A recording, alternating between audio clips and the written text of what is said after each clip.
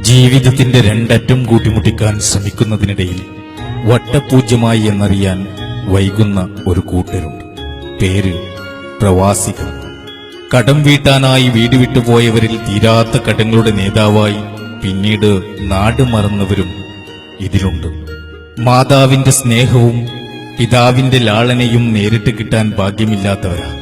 എന്നിട്ടും അവനടിച്ച സ്പ്രേയുടെ മണം ശ്വസിച്ച് സ്പ്രേയുടെ ബ്രാൻഡഡ് നോക്കി ആളുകൾ പറയും ഭാഗ്യവാനാണെന്നും അവനെ പോലെയാകണമെന്നും. ഇവർ നാട്ടിലെത്തുമ്പോൾ കൂടെയുള്ള അത്തർമണക്കുന്ന പെട്ടിയെ നോക്കുന്നതിനിടക്ക് ഇവരുടെ മുഖത്തേക്ക് നോക്കാൻ മറന്നവരുണ്ട്. പൂതിവെച്ച പലതും കൊടുത്തത് മരുഭൂമിയിലാണെങ്കിലും പിറന്ന മണ്ണിനോടുള്ള പ്രണയം കുറച്ചവർ ഇവരിലില്ല. പാസ്പോർട്ടിൽ വിസ പതിയുന്നതോടെ സ്വന്തം വീട്ടിലും വിരുന്നുകാരനായി മാറുന്നവർ.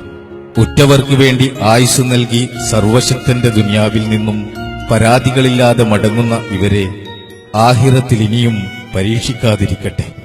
എല്ലാം നൽകിയിട്ടും കിട്ടാത്തതിന്റെ കണക്ക് മാത്രം നോക്കി വേദനിപ്പിച്ചവരോട് പരിഭവം പറയാതെ സർവശക്തന്റെ പടപ്പുകൾക്ക് ദുനിയാവ് നൽകിയ പേരാണത്രേ പ്രവാസികൾ. വിരഹത്തിന്റെ നാട്ടിൽ കെട്ടിയ പെണ്ണിനെ ഓർത്ത് ദിവസങ്ങൾ തീർക്കാൻ നെടുവീർപ്പിനെ കൂട്ടുപിടിച്ചവർ. കാണിച്ചു കൊടുക്കാനുണ്ടായിട്ടും എന്തുണ്ടാക്കിയെന്നു മുഖത്തു നോക്കി ചോദിക്കുന്ന കുടുംബത്തോട് മൗനം കൊണ്ട് തോറ്റുകൊടുത്തവരും ഇവരാണ്.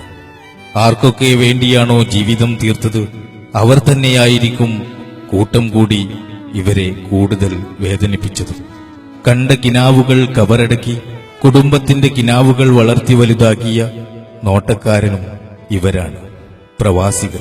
ഞാനും ഇന്ന് ഇതിൽ ഒരാളാണ്.